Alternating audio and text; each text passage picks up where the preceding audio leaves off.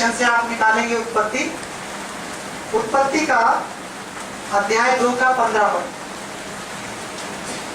आज का वचन के साथ साथ मैं कुछ शिक्षा वचन के माध्यम से आपको देना चाहता हूं जो परमेश्वर ने मेरे तक पहुंचाई है। और चूंकि ये जेनेसिस यानी कि उत्पत्ति की हम बात कर रहे हैं, उत्पत्ति यहाँ यही से सारी चीजें प्रारंभ हुई हैं। हमारा जीवन यही से प्रारंभ हुआ है। तो मैं थोड़ा सा पूछ लो, आप लोगों में से नए लोग कितने हैं जो पहली बार प्रभु की बात सुन रहे हैं? ऐसे हैं कोई? अच्छा ठीक है, तो मैं थोड़ा सा और भी आपको दूंगा। परमेश्वर हमारा महान है। उसने उत्पत्ति यानी कि जिस समय दुनिया सृष्टि बनी है, सृष्टि में उसने अपने शब्दों की सामर्थ से हर एक चीज को बनाया है। परमेश्वर इतना महान है क्योंकि उसकी जो शब्द उसके मुख से निकले वैसा वैसा होता गया। लेकिन सारी सृष्टि में एक उत्तम सृष्टि है जिसका नाम है मानव। मानव एक अद्भुत और एक अलग सृष्टि है बाकी सब सृष्टियों में। ठीक है, इसलिए आप देखते हैं, हम वनस्पति देख सकते हैं, जानवर देख सकते हैं, और हम मानव, हमारा दर्जा, हमारा सोचना, हमारा हर एक कार्य हमें बाकी सब सृष्टि से अलग करता है। कारण इसका ये है क्योंकि परमेश्वर ने हमें अपने शब्दों की सामर्थ से नहीं, स्वयं विलीन होकर अपने हाथों द्वारा हमें रचा है। और केवल मानव ही एक ऐसा प्राणी है जिसके अंदर उसने अपना कुछ अंश डाला है। प्रभु महान है, हम धन्यवाद करते हैं। यहाँ पर लिखा है, मैं थोड़ा सा बता रहा हूँ लेकिन फोकस हमारा रहेगा 2:15 पर। तब यहोवा परमेश्वर ने, 7 पद में ऐसा लिखा है, तब यहोवा परमेश्वर ने आदम को भूमि की मिट्टी से रचा और उसके नथनों में जीवन का श्वास फूंक दिया। कहने का मतलब यह है कि मानव जो एक शरीर है वो क्या है? एक मिट्टी का पुतला है। मानव एक मिट्टी का पुतला है, लेकिन उसको जीवन देने के लिए, उसको एक्टिव करने के लिए, जैसे आप कोई भी चीज बनाते हैं, एक फैन बना लेते हैं, किसी भी मेटल से आपने बना लिया, लेकिन उसको एक्टिव करने के लिए आपको इलेक्ट्रिसिटी की जरूरत पड़ेगी। इट मींस एक स्पिरिट, एक चलती फिरती आत्मा, एक पावर, वही पावर परमेश्वर ने आदम को अपनी ओर से उसके अंदर फूंकी। ठीक है, यहाँ पर ऐसा लिखा है कि आदम को भूमि की मिट्टी से रचा और उसके नथनों में जीवन का श्वास फूंक दिया। ठीक है, अब मानव का क्रिएशन जो उत्पत्ति थी वो क्या हो गई? कंप्लीट हो गई। एक कंप्लीट मानव जो चल फिर सकता है, जो सोच सकता है, जो बातें कर सकता है, अब ये पूरी तरह से तैयार हो गया। अब परमेश्वर के सामने एक क्वेश्चन था कि इसका कहाँ इस्तेमाल किया जाए। ये एक बहुत बड़ी योजना है, वो बताने का तो समय नहीं है, लेकिन मैं थोड़ा सा क्लियर करूंगा। क्योंकि परमेश्वर स्वर्ग में रहता है और स्वर्ग का शब्द जो है वो भरपूर है। स्वर्ग में हर चीजें क्या है? भरपूर हैं, और वहां पर किसी चीज की कोई परेशानी, कोई दिक्कत, कोई किल्लत नहीं है।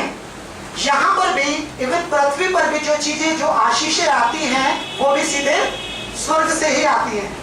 अब ये मानव जो कि उसका उत्तराधिकारी है, हम लोगों के लिए धन्यवाद का सबसे पहला विषय ये है कि हम परमेश्वर के क्या हैं? उत्तराधिकारी, हम उसके वंशज हैं। तो उसने जब हमें बनाकर तैयार किया तो उसने जगह बनाई जिसका नाम था अदन, अदन की वाटिका। अदन का मतलब होता है भरपूरी, संपन्नता, क्योंकि परमेश्वर भी संपन्न में रहता है और हम उसके उत्तराधिकारी हैं, इसलिए उसने हमें भी जो अदन की जगह दी वो भी क्या थी? भरपूर थी। उसमें किसी चीज की कोई कमी, कोई परेशानी, कोई दुख नहीं था। ठीक है, अब हम यहाँ वचन से स्टार्ट करते हैं। 15 पद में ऐसा लिखा है, तब यहोवा परमेश्वर ने आदम को लेकर अदन की वाटिका में रख दिया कि वह उसमें काम करे और उसकी रक्षा करे। आज मैं ज्यादा नहीं बोलना चाहूंगा, केवल एक इस पद पर परमेश्वर ने मुझे बहुत समझाया, लेकिन कुछ परेशानी के कारण शायद मैं उतना सही से आपको ना बता पाऊं, लेकिन फिर भी प्रभु का धन्यवाद करता हूँ। हर परिस्थिति में हमें बताने योग्य, हमें खड़ा करता है। कल से मैं अपनी बैक पे, यहाँ बैक बोन में पेन हो रहा है और मैं गर्दन हिला चिला नहीं सकता। उसने मुझे पहले से उसकी प्लानिंग रहती, वो भी टांग डालने की कोशिश करता है हमको परेशान करने की। शाम को मैं, एक और मेरे फ्रेंड आ गए, उसने मेरे 4 घंटे फ्री में वेस्ट कर दिए। उसके बाद जैसे ही मैं खाना खाने बैठा, खाना खाने के बाद मैंने फाइनल करना था, लास्ट टूक था और मैंने खाना भी बनाया था लौकी। ठीक है, खाने जैसी खाया तो लास्ट रूप में कुछ अटक गया, अभी तक मैं परेशान हूं, लेकिन वो ये चाह रहा है कि हम प्रभु के कार्य में ना बढ़े, ये अलग थोड़ी सी रोकने की हमेशा कोशिश करता है। लेकिन प्रभु का धन्यवाद है, प्रभु के सज्जन लोग वही होते हैं जो हमेशा किसी भी परिस्थिति में उसके लिए तैयार रहे। प्रभु का धन्यवाद हो कि फिर भी उसने मुझे यहाँ खड़ा किया। अब हम वचन को देखेंगे। तब यहोवा परमेश्वर ने आदम को बनाया। आदम को बनाने का मतलब ये आदम कंप्लीट हो गया है, और यहाँ लिखा है कि उसने आदम को लेकर कहाँ रख दिया? अदन की वाटिका में। रखने का मतलब ये होता है कि इस अदन को बनाने में मनुष्य ने यानी कि आदम ने कोई परिश्रम नहीं किया। अगर हमें कहीं अपॉइंट किया जा रहा है, कहीं नियुक्त किया जा रहा है, तो उस काम को करने में, उस प्लेटफॉर्म को बनाने में हमारा कोई परिश्रम नहीं होता। वैसे ही परमेश्वर ने भी आदम को लेकर अदन की वाटिका में जो ऑलरेडी संपन्न थी, उसमें आदम का कोई भी हिस्सा, कोई भी योगदान नहीं था। आदम को लेकर अदन की वाटिका में रख दिया। इसके बाद लिखा है कि एक शब्द लिखा है कि अगर आप आज इसे समझ पाए और मैं सही से समझा पाया, तो ये आपकी लाइफ का की पॉइंट होगा। ये समझते ना, सक्सेस ऑफ की। ये की मैं प्रूफ कर सकता हूं कि ये व्यक्ति की सक्सेस, उन्नति, सफलता और उद्धार का की पॉइंट होगा। उसी प्रकार जिस प्रकार आदम को परमेश्वर ने अदन की वाटिका में रखा, हम भी अदन रूपी जीवन में रहते हैं। हमें भी एक अदन रूपी जीवन दिया गया है, और जिस प्रकार अदन की वाटिका में विभिन्न प्रकार के पेड़ थे, और वो पहले से ही क्या थे? फलवंत थे। ऐसा लिखा है कि उसमें हर प्रकार के पेड़ लगाए और उनमें क्या थे? फल देने वाले। वैसे ही हम भी जीवन रूपी एक अदन में हैं, जिसमें परमेश्वर ने हमें रखा है। और ये जो पेड़ हैं, ये पेड़ रूपी हमारे संबंध हैं, रिश्तेदार, हमारे नाते, जिनमें हमें ठहरा दिया गया है। वो हमारे संबंध, रिश्तेदार और जिम्मेदारियां हैं, क्योंकि परमेश्वर ने क्या कहा है कि वह उसमें काम करे। किसने भेजा है? परमेश्वर ने भरपूरी में हमें इसलिए नहीं दिया कि हम उसको खाते रहें, पीते रहें और आनंद करते रहें। परमेश्वर ने हमें किस लिए दिया है? कि हमें जहां ठहरा दिया गया है, उसमें हम उस चीज को लगातार उसमें बने रहें और उसके साथ क्या करते रहें? परिश्रम। वैसे ही सेम यीशु मसीह ने भी एक दृष्टांत दिया था। क्या था वो दृष्टांत? वो जानता? तोड़ों का दृष्टांत। परमेश्वर ने, यीशु मसीह एक दृष्टांत समझाते हैं। उन्होंने 3 व्यक्तियों को अलग अलग तरह से, किसी को 5 तोड़े, 2 तोड़े और 1 तोड़ा। ये लिखा है उत्पत्ति 25:30 में। लेकिन मेरा बताने का उद्देश्य सिर्फ इतना है, यीशु मसीह भी इसी पैटर्न पे काम करता है। वो भी हमारे जीवन में हमें कुछ देता है। किस लिए? कि हम उसमें काम करें। मनुष्य का जो प्रथम स्वभाव है वो है कार्य करना। अब हम अपने आप को जांच लेंगे, कार्य कितने होते हैं और कैसे करने होते हैं, ये मैं थोड़ा सा आपको बताने की कोशिश करूंगा। यहां पर हम मत्ती 30 में देखेंगे, मत्ती 25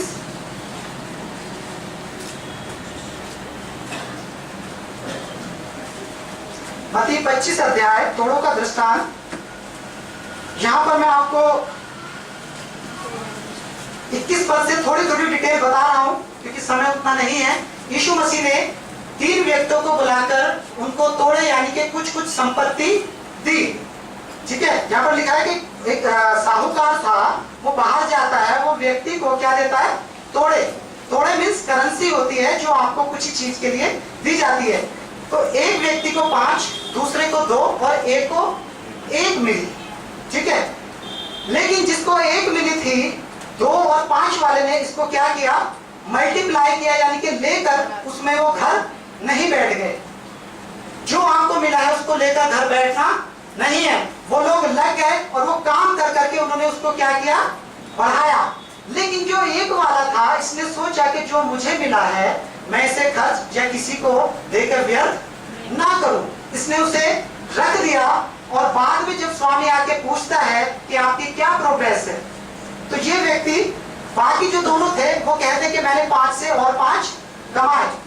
दूसरे वाला 2 वाला कहता कि मैंने 2 से 2 और कमाए। लेकिन जो 1 वाला था वो ये कहता था, कहा उसने, उसके स्वामी ने जो अच्छे जिन्होंने काम किया उन्हें परमेश्वर कहता है धन्य है अच्छे और विश्वास योग्य दास, तू थोड़े में विश्वास योग्य रहा, मैं तुझे बहुत वस्तुओं का अधिकारी बनाऊंगा, अपने स्वामी के आनंद में सहभागी हो। ये उन लोगों के लिए परमेश्वर बोल रहा है डायरेक्टली, जो लोग अपने जीवन में कमाते हैं, जो लोग परिश्रम करते हैं, जो उसकी दी हुई आशीषों को बढ़ाते हैं। लेकिन हमारा जो मेन बात करने का वो ये है, जब लास्ट वाला स्वामी, जो लास्ट वाला दास था, तुझे चाहिए था कि मेरा रुपया सराफा को देता।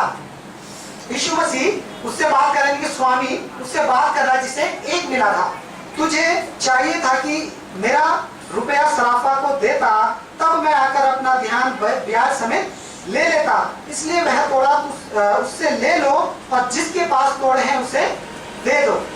यीशु मसीह भी ये कह रहे हैं कि जो व्यक्ति अपने जीवन में कार्य नहीं कर रहा है, जो दी गई आशीषों में कार्य नहीं कर रहा है, उससे वो भी ले लिया जाएगा। वो किस प्रकार लिया जाएगा अब हम बात करते हैं और फिर से वापस में आते हैं। और इसे लास्ट में यीशु मसीह ने कह दिया क्या कि इस निकम्मे दास को बाहर के अंधेरे में डाल दो जहां पर रोना और दांत पीसना होगा। यानी कि ये किसी भी लायक नहीं है। अब हम वापस वचन में आते हैं।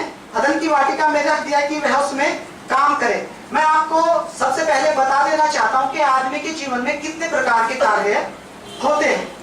जिम्मेदारी से मैं अवगत कराता हूं। 5 तरह के काम मनुष्य ने, परमेश्वर ने मनुष्य को दिए हैं। जिम्मेदारियां 5 तरह की होती हैं। पहली है व्यक्तिगत जिम्मेदारी, पहली है व्यक्तिगत जिम्मेदारी। दूसरी है पारिवारिक जिम्मेदारी, ठीक है, आप जो लिखना चाहें वो लिख सकते हैं। तीसरी है सामाजिक जिम्मेदारी, चौथी है नैतिक जिम्मेदारी और 5वीं और तो कहलाती है आत्मिक जिम्मेदारी। ठीक है, 5 तरह की जिम्मेदारियां हैं। अगर आप इन 5 पर फोकस करेंगे, मैं कह सकता हूं कि आप परफेक्ट मनुष्य बन जाएंगे। यीशु मसीह भी आपकी पीठ थपथपाएगा और आपको गले से लगा के रखेगा फॉरएवर। ठीक है, मैं अब थोड़ा सा क्लियर करूंगा। पहली जिम्मेदारी जो व्यक्तिगत जिम्मेदारी होती है, इसमें क्या क्या काम मनुष्य के पास आते हैं।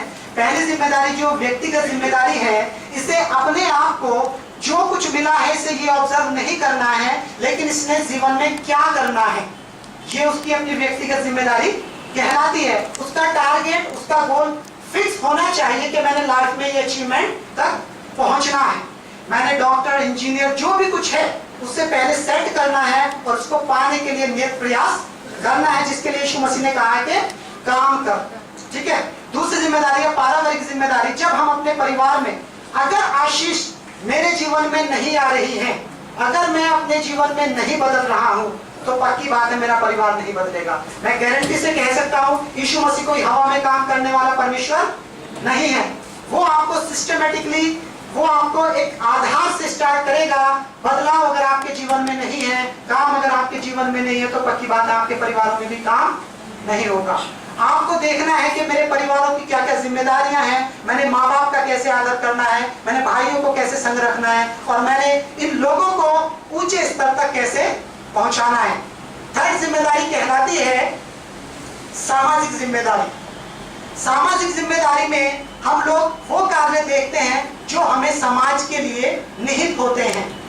इसमें हमें दिया गया है कि हम घर परिवार को, आसपास को कैसे अच्छा रख सकते हैं, कैसे साफ रख सकते हैं, कैसे कोई परेशान व्यक्ति है उसके लिए हमारा समाज क्या कर सकता है, हम पेड़ लगा सकते हैं। इस तरह के जितने भी काम आते हैं ये हमारी सामाजिक जिम्मेदारी होती है। अगर हम इनमें मजबूत हैं तो पक्की बात है कि हम समृद्ध समाज बना सकते हैं। फोर्थ वन है नैतिक जिम्मेदारी, जिसके लिए परमेश्वर हमें फोर्स नहीं करता। यहां से परमेश्वर का चुनाव स्टार्ट हो जाता है। यहां तक तो दोनों लोग एक आत्मिक, एक नॉर्मल व्यक्ति साथ साथ चलते हैं। हर एक व्यक्ति का अपना जीवन होता है, हर एक व्यक्ति का परिवार होता है, लेकिन यहां से आत्मिकता और सांसारिक व्यक्ति अलग अलग होने स्टार्ट हो जाते हैं। नैतिक जिम्मेदारी जैसे ही आती है, नैतिक जिम्मेदारी में आता है आप सच बोलें, आप दूसरों की मदद करें, आप दया करें, आप प्रेम रखें, और ये सारी जिम्मेदारी आप किसी से जबरदस्ती छीन नहीं सकते। मैं भले ही आज भूखा हूं, लेकिन मैं आपके आप पर फोर्स नहीं कर सकता कि मुझे आप खाना दो। तो यहां से आप परमेश्वर की यानी कि आत्मा की बात सुनना स्टार्ट करते हैं और यहां से ही आपका चुनाव परमेश्वर के लिए अलग हो जाता है। आप इस बात को ध्यान से समझिएगा। नैतिक जिम्मेदारी, इसमें अभी भी कोई आत्मिक मिलावट नहीं है। बहुत सारे लोग, बहुत सारे दुनिया के लोग यही आके मार खा जाते हैं कि मैंने तो भंडारा करा दिया, मैंने तो 20,000 रुपए उसे दे दिए, मैंने तो उसकी ये मदद कर दी, और वो ये सोचते हैं कि मैंने परमेश्वर को खुश कर दिया। लेकिन अभी तक वो उस लेवल पे नहीं पहुंचे जहां एक विश्वासी का, एक व्यक्ति का परम उद्देश्य है। ठीक है। इसके बाद जो लास्ट जिम्मेदारी है, ये है कौन सी जिम्मेदारी? आत्मिक जिम्मेदारी। मसीह लोग इसके लिए सबसे ज्यादा ओनली ऑन इसके लिए पैदा हुए हैं। ये तभी आएगी जब आप पहले से स्टार्ट करके यहां तक पहुंचोगे। बहुत सारे लोग हैं, बहुत सारे मैंने देखे हैं, मैंने गुरु भी ऐसे देखे हैं जो यहां तक की बात आपको नहीं बताएंगे। आत्मिक जिम्मेदारी ये होती है जब आपका मिलन डायरेक्ट अपने बनाने वाले परमेश्वर से होता है। अभी तक नैतिक जिम्मेदारी में हम एक दूसरे की मदद करते हैं, मैं आपकी कर रहा हूं, आप मेरी कर रहे हैं, मैं इनसे जुड़ा हूं, ये मुझसे जुड़े हैं। लेकिन जैसे ही हम आत्मिक जिम्मेदारी में जाते हैं तो हमारा कोर्ट में बैठना स्टार्ट हो जाता है, हमारा उससे मिलन होना स्टार्ट हो जाता है, और उसी दिन से आपकी आत्मा शुद्ध होनी स्टार्ट हो जाएगी। क्योंकि परमेश्वर एक आईना है, परमेश्वर एक आईना है। जहां भी आपके चरित्र में, जहां भी आपकी आत्मा में एक धब्बा होगा, वो आपको तुरंत बता देगा। अगर आप परमेश्वर के पास नहीं गए तो आप पक्की बात है कभी आप आत्मिक व्यक्ति नहीं बन सकते। ठीक है। तो परमेश्वर हमसे कहना चाह रहे हैं कि वह उसमें काम करे। ये बात मुझे लगता है कि आपको समझ में आई होगी। अब हम बात कर रहे हैं कि उसमें काम करे। हमारे जीवन जिसमें परमेश्वर ने हमें दे दिया है, अलग अलग काम करने के लिए है। क्या क्या? हमारे रिश्तेदार होते हैं, 3 रिश्ते, 4 रिश्ते परमेश्वर ने आदम यानी कि व्यक्ति को दिए हैं। पहले दर्जे में आते हैं माता पिता। पहला तो स्वयं परमेश्वर जिसने आपको आत्मा दी है। दूसरा आपको दिया गया है आपका माता पिता। कौन दिया गया है? माता पिता। इसी श्रेणी में हालांकि बाप केवल एक ही होता है, लेकिन आप चाचा, मामा, फूफा, ये जितने भी संबंधी हैं, ये आपके फादर के लेवल में आते हैं। तीसरा है आपका कौन? भाई और बहन। तीसरा रिश्ता है आपका भाई और बहन। और चौथा रिश्ता होता है जो ओनली 1 होता है। आप समझते हैं? जो आपका बॉडी का एक पार्ट है, यानी कि जिसे आदम बोला जाता है, वो हमारा ही। बाइबल ऐसा बताती है कि औरत वो पुरुष का ही, उसकी पसली से बनाई गई है, तो उसी का एक पार्ट है। वो केवल दुनिया में एक होता है। माँ बाप आपकी संख्या में कितने भी हो सकते हैं। बाकी सारे स्त्री और पुरुष के लिए यानी कि पति और पत्नी को छोड़कर आपके सारे रिश्ते बहुत हो सकते हैं। आपके बच्चे बहुत हो सकते हैं। लास्ट बचता है आपके बच्चे, बेटा और बेटी। तो तीसरा जो है स्त्री और पुरुष के लिए जो उसका जीवन साथी बनाया गया है, वो केवल और केवल एक होगा। और यहां से स्टार्ट होती है परमेश्वर के विरुद्ध शैतान की कार्यवाही। आज व्यक्ति सबसे ज्यादा टाइम लेके, बचपन से लेके जब से वो होश संभालता है और लास्ट तक इसी को बढ़ाने की कोशिश करता है। आप सुन रहे हैं मेरी बात? सुन रहे हैं ना मेरी बात? परमेश्वर ने आदम को एक स्त्री दी है और एक औरत को एक पुरुष। लेकिन आज सबसे ज्यादा मानव अगर धन को छोड़कर, अपनी समृद्धि को छोड़कर अगर वो कहीं शैतान के झांसे में फंसता है, तो वो है एक से ज्यादा जीवन साथी बनाने की कोशिश। और इससे, इस सत्य से मैं नहीं समझता कोई झुठला सकता है। हमें होशियार होने की जरूरत है। यहाँ पर परमेश्वर ने हमें बताया है कि हमारे माँ बाप के प्रति हमारे क्या कर्तव्य है। अब मैं आपको बात स्टार्ट करता हूँ। जिस प्रकार जब हमारा जन्म स्टार्ट होता है, जब हम पैदा हो जाते हैं, तो माँ बाप से हमारा एक जीवन रूपी, जैसे अदन की वाटिका में केवल आम के फल नहीं थे, केवल केला ही नहीं था, उसमें सारे फल थे। वैसे ही जब व्यक्ति एक पैदा होता है तो उसके तमाम रिश्ते होते हैं। वो पहला माँ बाप से संबंध रखेगा, उसके साथ व्यवहार रखेगा, उससे सही वार्तालाप करेगा, उसके बीच काम करेगा, और वहां से वो फल लेगा। अगर आप अपने माँ बाप के प्रति, आप इस संबंध के प्रति वफादार नहीं है, तो पक्की बात है आप वहां से कुछ लेने वाले नहीं है। दूसरी जिम्मेदारी, जैसे यहाँ भाई बहन होते हैं तो हमारे सारे रिश्ते, भाई बहन, बचपन, बुढ़ापा, ये सारे हमारे वो पेड़ हैं जिनके साथ आपने लगातार कंटिन्यूसली परिश्रम करना है। हमारे साथ जब भी कोई एक भाई बहन होते हैं, पति होती है, पत्नी होती है, आपको परमेश्वर ने दे दिया है। सपोज एक बच्चा आपको दे दिया गया है, आपको एक बेटा दे दिया गया है, तो क्या कार्य है आपका? आप आनंद मनाए? नहीं साहब। आपको अगर उसका फल लेना है, मैं जो आपको समझाने की कोशिश कर रहा हूं, आप समझ रहे हैं कि नहीं ये तो आप बताएंगे, लेकिन आप थोड़ा गहराई में जाइएगा। अगर आपके पास एक बच्चा मिला है तो वो आपको इसलिए नहीं मिला कि आप उसका केवल नामकरण कर दें, उसके साथ आपने लगातार परिश्रम करना है, और ये जब तक चलेगा जब तक आप जीवित हो, और ये लगातार आपको फल देता रहेगा, देता रहेगा, देता रहेगा। अगर आपने इसको सही नहीं सींचा, सही नहीं किया, सही आपने इसकी देखभाल नहीं की, तो ये महज जब एक पेड़ सूख जाता है तो केवल उसकी लकड़ी बच जाती है। आप समझ रहे मेरी बात? परमेश्वर हर एक संबंध जो देता है, एक पत्नी अगर आपको दी गई है तो वो इसलिए नहीं दी गई कि बस आपने शादी कर ली, क्योंकि देने वाला आप नहीं हो। आपको तो मिल रही है, जैसे जीवन साथी हमें मिलता है, हम उसके लिए परिश्रम नहीं करते, लेकिन हमारा कर्तव्य है कि हम उसके साथ ईमानदारी से परिश्रम करें, हम काम करें, ताकि ये वैवाहिक जीवन हमारे लिए फलवंत हो। और ये फल न कि केवल आप ही के काम आएगा, वरन आसपास के और दूर दराज के जो भी लोग होंगे वो देखते ही कहेंगे कि वाह, ये है परमेश्वर का उत्तम फल, ये है परमेश्वर का उत्तम पेड़। तो कहने का मतलब ये है, परमेश्वर हर संबंध में, आप स्टूडेंट है, 3 अवस्था से व्यक्ति गुजरता है, पहला बचपन, दूसरा जवानी और तीसरा बुढ़ापा।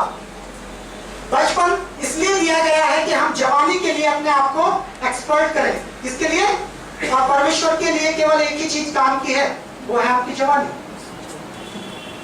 जी, बचपन में व्यक्ति किसी और के लिए नहीं मिलता है। बचपन इसलिए दिया गया है कि आप जवानी के लिए आप वेपन्स तैयार कर लो। आप जरूरत सारी चीजों की, आप ये नहीं सोचना कि बच्चे बेकार हैं, लेकिन बच्चे आप ध्यान से सुनिएगा कि बच्चे आपको क्यों दिए गए हैं। क्या बच्चों से आप काम कराते हैं? आपके काम के बच्चे नहीं, लेकिन जैसे ही बच्चा 20 साल का होता है, आप तुरंत कहते हैं कि बेटा काम देख ले, अब तेरे बैठने का समय खत्म हो गया। वैसे ही परमेश्वर का भी है।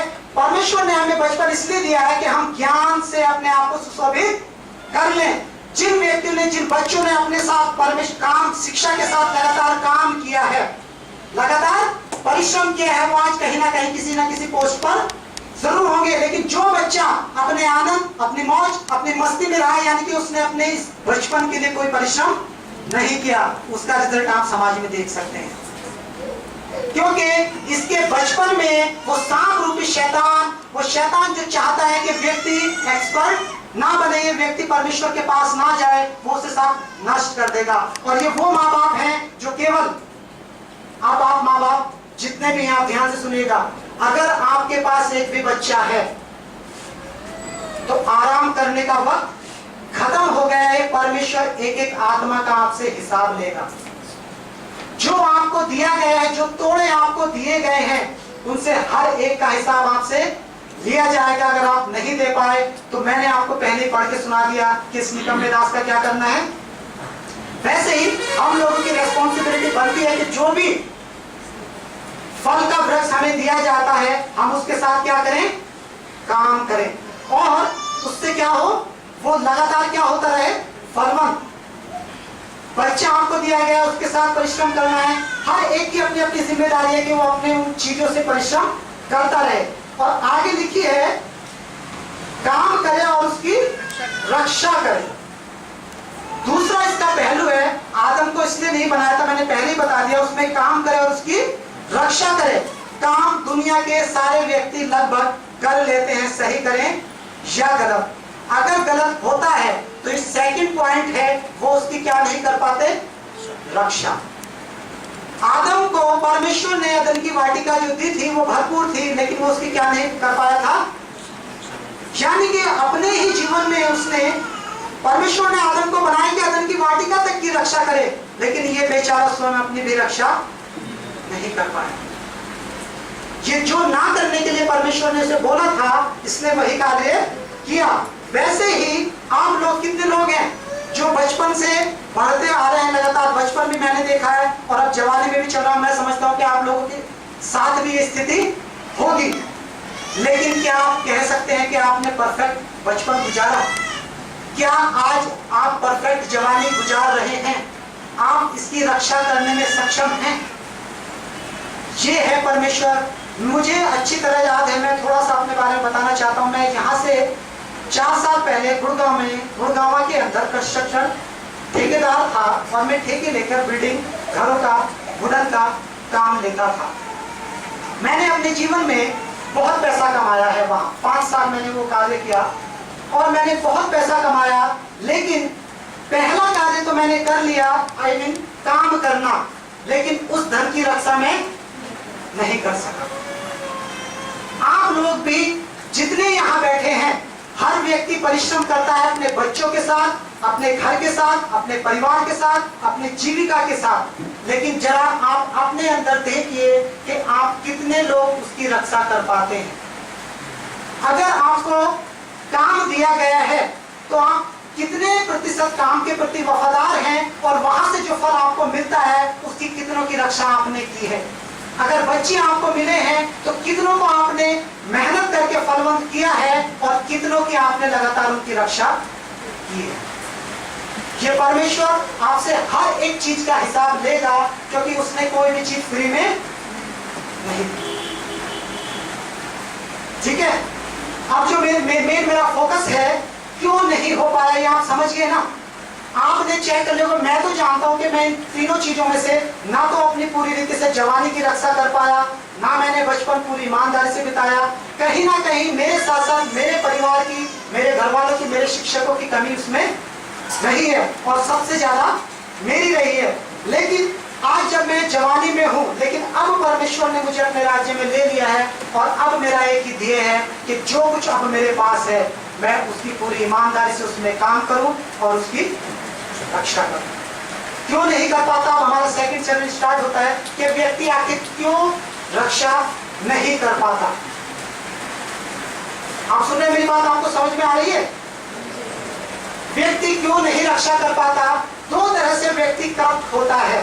व्यक्ति ही नहीं, संसार में कोई भी चीज 2 रीति से खराब होती है। एक तो वो जो उसके अंदर से खराबी उत्पन्न करे और दूसरी वो जो बाहर की खराबी उसके अंदर चली जाए। सहमत है आप मेरी बात से? 2 रीति से व्यक्ति खराब होता है, या तो उसके अंदर से खराबियां उमड़ने लगे, या दूसरी क्या है कि बाहर से खराबी आने लगे। अंदर से खराबी तब उमड़ेगी जब हम प्रकृति यानी कि परमेश्वर की आज्ञाओं को लगातार नहीं मानेंगे। और बाहर से क्यों आती है, इसके लिए मैं आपको सभी जवान और सभी को एक छोटी सी बात बताता हूं। मैंने 4 रिश्ते बताए थे, लेकिन एक रिश्ता भी मैंने क्लियर नहीं किया, जो कि आज के पैटर्न का सबसे ज्यादा विनाशकारी रिश्ता है। और ये रिश्ता तब से स्टार्ट हो जाता है जब से बच्चा जन्म लेता है, और जब तक वो कब्र में नहीं जाता तब तक ये रिलेशन उसके साथ चलता है। कोई आइडिया है आपको? ऐसा कोई एक ऐसा संबंध, बहुत घनिष्ठ संबंध, जो व्यक्ति का प्रारंभ से लेके अंत तक साथ नहीं छोड़ता, वो है मित्र। समझते हैं आप? दोस्त, लेडीज के लिए सहेली। ठीक है, इसके बारे में बाइबल बहुत कम बताती है। एक जगह पुराने नियम में नीति वचन में लिखा है कि जब अच्छे दोस्त हर समय पे साथ रहते हैं, लेकिन जब विपत्ति का समय आता है तो क्या बन जाता है? भाई बन जाता है। वो भी कन्वर्ट होगा किसमें? भाई में। लेकिन परमेश्वर ने, यीशु मसीह ने भी इस संबंध के बारे में बहुत कम बताया, लेकिन आज ये प्रकृति में सबसे ज्यादा यही संबंध है। अब मैं इसको थोड़ा सा लाइट में लाना चाहूंगा। जैसे ही बच्चा पैदा होता है और वो थोड़ा सा स्टार्ट होता है तो झूठ बोलना कहां से सीखता है?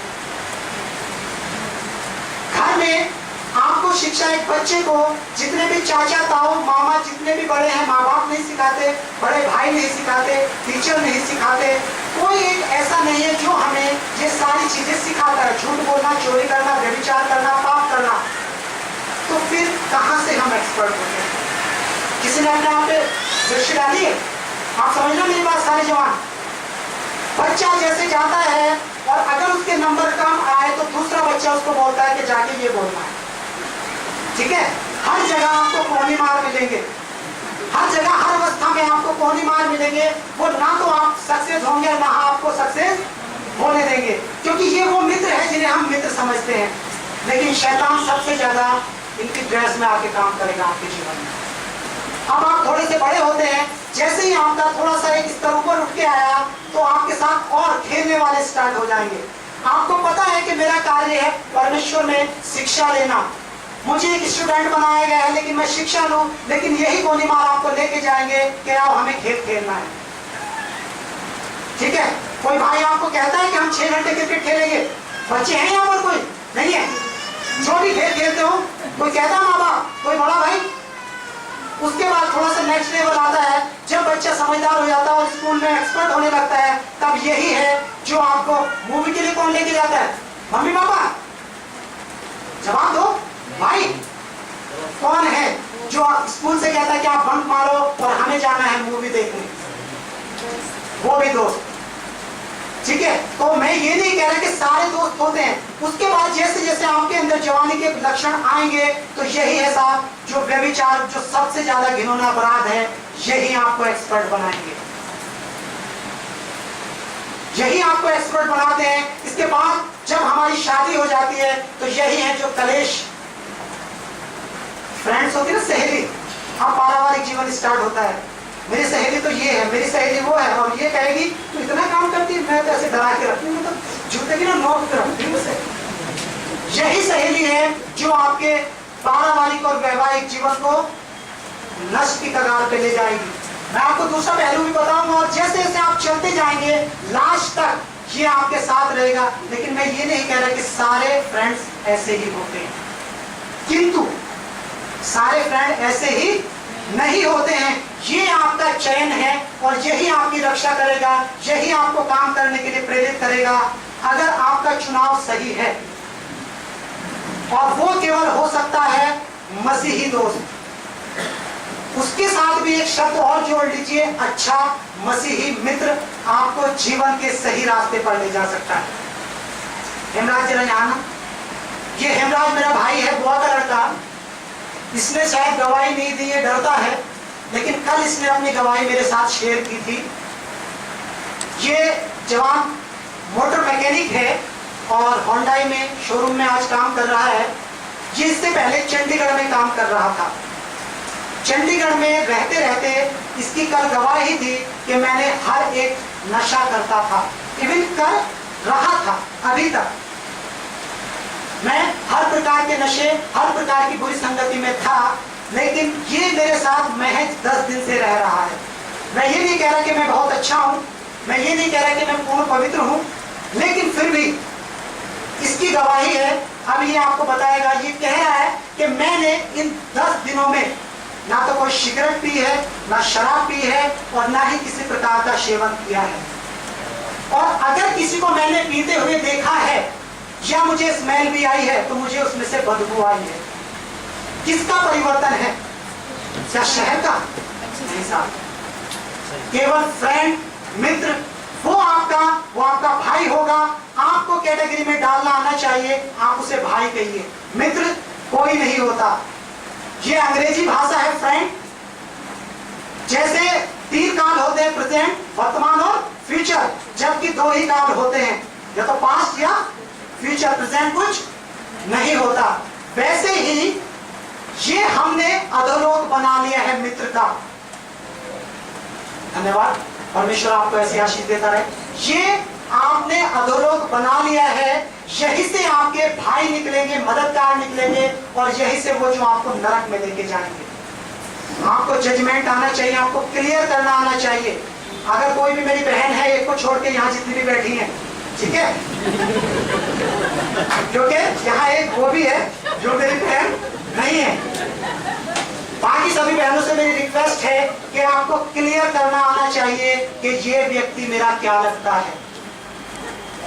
अगर आपने ये करना सीख लिया, मैं ये कहता हूं कि शैतान आपको बाहर से जो गंदा कर रहा है उसके सारे परिश्रम फेल हो जाएंगे। मेरा समय, दूसरा पॉइंट मैं बाद में बताऊंगा, बस यही बता के थोड़ा सा खत्म करूंगा। अगर आपको क्लियर करना आ गया ये मेरा पति है, तो आपको क्लियर होना चाहिए। ये नहीं मैं समाज की बुराई नहीं करूंगा, आजकल के जिस समाज में हम रहते हैं वहां पे दिखाने के लिए क्या चलता है, वो लोग वो लगाते थोड़ा सिंदूर, तो आजकल मॉडर्न टाइम में वो भी टीके जैसा लगने लगा है ताकि पता ना चल जाए विवाहित है या अविवाहित है।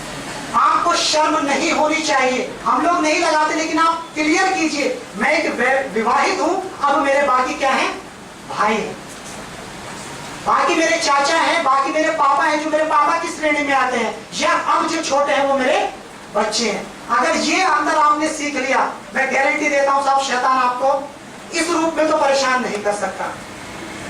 तो कहने का मतलब है परमेश्वर ने इसलिए बनाया, और ये रक्षा करने का पहला स्टेप होगा आपके जीवन में, पहला स्टेप होगा आपके जीवन में। और यीशु मसीह ने भी यही चाहा है, केवल इस रिलेशन को छोड़ के उसने बाकी कोई कंडीशन नहीं रखी। ठीक है, दूसरा स्टेप है जो हम अंदर से पैदा करते हैं।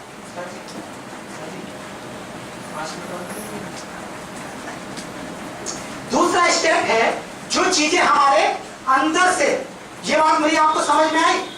समझानी थी और तरीके से, लेकिन उस तरीके से बिल्कुल रीति से नहीं समझा पाया, लेकिन कोशिश आशा करता हूं कि आप लोगों तक मेरा मैसेज पहुंच गया होगा। दूसरी स्टेज है जो चीज हम अपने अंदर से पैदा करते हैं, उसके लिए हम पढ़ेंगे उत्पत्ति की ही तीसरा 1:3।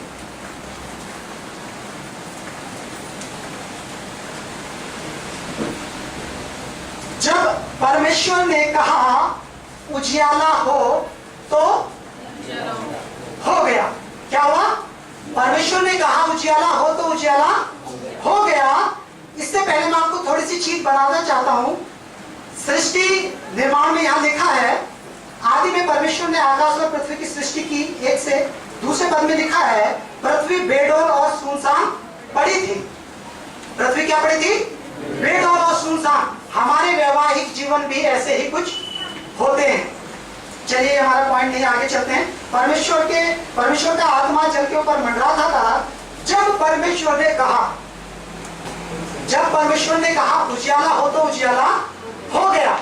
यानी कि परमेश्वर ही है जो हमारे जीवन के अंदर लाइट लाता है। और ये बात फैक्ट है कि हमारे जीवन के अंदर पहले से ही दूसरी चीज मौजूद होगी। वो कौन सी है? गहरे जल के ऊपर अंधियारा था। निश्चित है कि हमारे जीवनों में वो सारी चीजें यीशु मसीह के लाइट से पहले होंगी। संभव है, क्योंकि अंधियारा परमेश्वर ने बनाया नहीं था। एक केवल यही चीज थी जो क्रिएशन के समय में परमेश्वर ने उत्पन्न नहीं किया। ऐसा लिखा है कि गहरे जल के ऊपर अंधियारा था, यानी कि पहले से मौजूद था। और परमेश्वर ने कहा कि ये मेरी चीज, ये मेरे लिए अच्छा नहीं। उसने कहा कि उजियाला हो, और उजियाला हो गया। यानी कि परमेश्वर हमसे ये चाहता है कि केवल हम लाइट में रहें। परमेश्वर किसको पसंद करता है? ज्योति को। और दोनों के काम फर्क हैं। ज्योति और अंधकार के काम पास्टर साहब पिछले कई हफ्तों से बता रहे हैं, फर्क है। और परमेश्वर हमसे केवल यही चाहता है कि हम केवल लाइट में अपना जीवन जिए, मीन्स लाइट के गुणों के साथ अपना जीवन, अपना व्यवहार रखें। और दोनों फर्क है। परमेश्वर जब लाइट हमारे अंदर ले आता है तो कौन कौन से जितने भी बुराई के काम हैं, आप लोगों ने नशा, चोरी, कोई भी गलत काम किए हैं? क्या चाहते हैं आप? डार्कनेस हो, अंधेरा हो या नहीं? जिस समय पाप, शैतान तभी ज्यादा एक्टिव होगा जब अंधेरा होगा।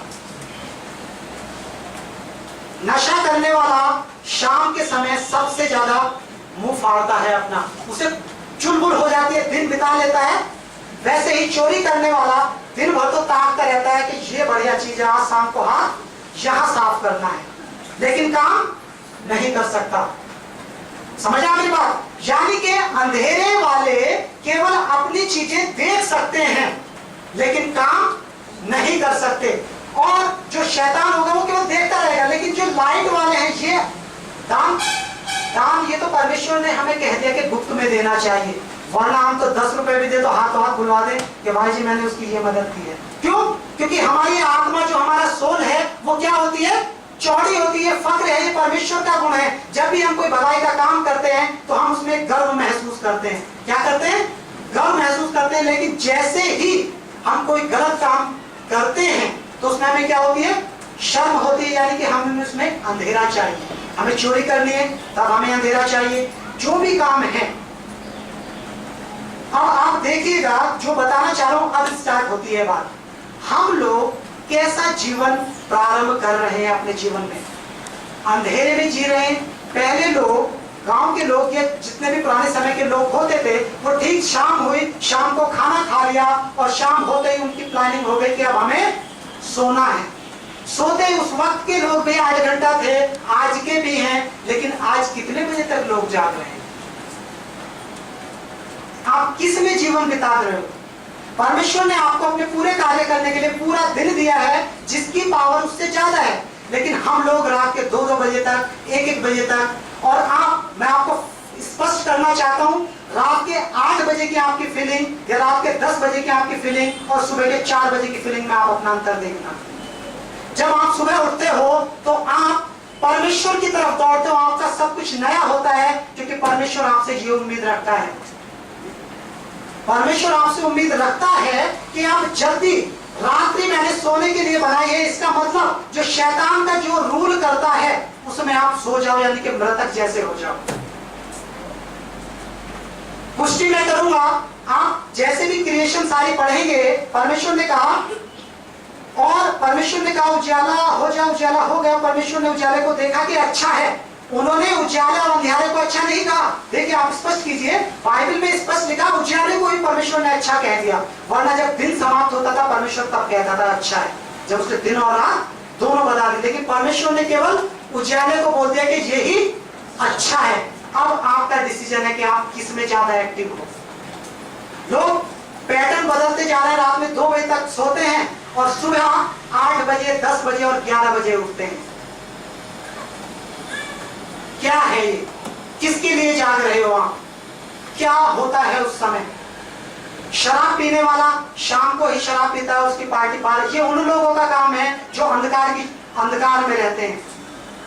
कितने लोग हैं जो 4 बजे परमेश्वर के पास पहुंच जाते हैं कि प्रभु दिन की रूपरेखा मेरे लिए तैयार कर। और जिस प्रकार कश्मीर का युद्ध चल रहा ना, कश्मीर एक ऐसी जगह है जो भारत का सर है, इंडिया और पाकिस्तान दोनों उसके लिए लड़ रहे हैं, वैसे ही सुबह के समय के लिए परमेश्वर और शैतान हमसे दोनों लड़ते हैं।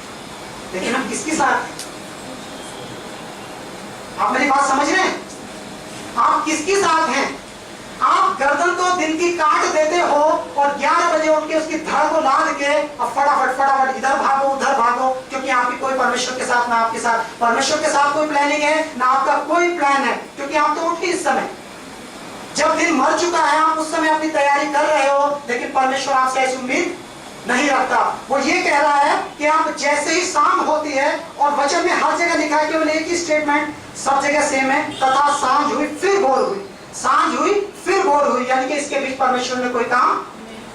क्या उसके पास मरकरी लाइट नहीं थी? ऐसा ही लगता है, क्योंकि हम तो इन्वेंशन वाले युग में जीते हैं। हमारे पास तो लाइट है, हमारे पास तो इन्वर्टर है, हम तो 2 बजे तक भी जाग सकते हैं। क्या परमेश्वर के पास वो नहीं था? लेकिन नहीं, परमेश्वर ने अपने ठीक समय पर, क्योंकि उसे पता था कि मैंने किस समय अपना कार्य करना है। आप लोग याद रखिएगा। और ये मैं क्यों बता रहा हूं, इसका रीजन अब आपको बताता हूं। महज ये मेरी रिक्वेस्ट है कि आप अपनी दिनचर्या को बदलें। जो लोग जॉब करते हैं, जो व्यस्त हैं, जो जागना ही जागना है, वो अलग बात है, लेकिन आप दिनचर्या को चेंज करें और फिर देखिए परमेश्वर की आशीष आपके ऊपर कैसी आती है। परमेश्वर ने इसलिए, क्योंकि जैसे ही सांझ होती थी परमेश्वर अपना कार्य बंद कर देता था और सुबह उठते ही बढ़िया रीति से अपना कार्य करता था। और केवल एक यही स्टेटमेंट है जो लास्ट तक चलता है। इससे, क्योंकि परमेश्वर ने क्या बनाई है? प्रकृति, और प्रकृति भी आपसे यही चाहती कि आप सुबह उठो। तो मैं 102% कह रहा हूं कि जितनी भी बीमारी के कारण है आपके बॉडी के अंदर 60% खत्म हो जाए, क्योंकि आप परमेश्वर के लिए तैयार हैं। अब आप शरीर के लिए काम कीजिए, इसके साथ मेहनत कीजिए, प्रार्थना कीजिए, दुआ कीजिए, बाइबल पढ़िए, अपनी रूपरेखा ढंग से बनाइए, और रात को अगर जागना है तो ये कह दीजिए जैसे ही दिन होगा तो मुझे क्या क्या दौड़ के पूरा करना है। ये एक अच्छे मसीह का गुण है। आपके लिए मैंने बहुत समय ले लिया, लेकिन आशा करता हूं कि आप अपने जीवन को, ये मेरा परमेश्वर ने मुझे सिखाया इसलिए मैंने चाहा, सही था या नहीं ये तो पास्टर साहब बताएंगे कि वचन की सही शिक्षा थी या नहीं, लेकिन टिप्पणी वही करेंगे। लेकिन मैंने इतना जरूर सीखा है इन दिनों में, जब से मैंने अपने इस दिनचर्या को, क्योंकि परमेश्वर की आत्मा ने मुझे स्पष्ट कहा था कि दिन को मरने मत दो। आप जब उठोगे आपकी बॉडी फिट रहेगी, आपकी आत्मा शुद्ध रहेगी, और इसीलिए सबसे ज्यादा नींद पता कब आती है? सुबह 4 बजे के बाद। क्यों? क्योंकि परमेश्वर भी वही समय चाहता है, इसलिए शैतान का ये काम है कि सबसे ज्यादा आनंद उसी समय ले। किसका? सोने का। तो आपको जानने की जरूरत है, पहचानने की जरूरत है परमेश्वर के लिए। और जितनी चीजें आपको दिए गए हैं, आपके रिलेशन, आपके बेटा बेटी, अगर मैं अपनी पत्नी के प्रति वफादार नहीं हूं तो मेरा अपना ये मानना है कि बेकार है साहब, मुझे इस जीवन में संतान उत्पन्न नहीं करनी चाहिए। अगर मैं एक पत्नी के लिए अच्छा पति नहीं बना तो कोई जरूरत नहीं है कि आप अपने जीवन में उस कार्यक्रम को आगे बढ़ाएं जिसके प्रति आप वफादार नहीं हो सकते। अगर आप बच्चों के प्रति ईमानदार नहीं है, एक के प्रति वफादार नहीं है, तो दूसरे का आपको अधिकार नहीं है, क्योंकि आपसे इन चीज का, हर एक चीज का हिसाब लिया जाएगा। जवानी का, बुढ़ापे का, हर एक चीज का आपके पास काम है। परमेश्वर का धन्यवाद हो। सबको जय मसीह की। बाकी का वक्त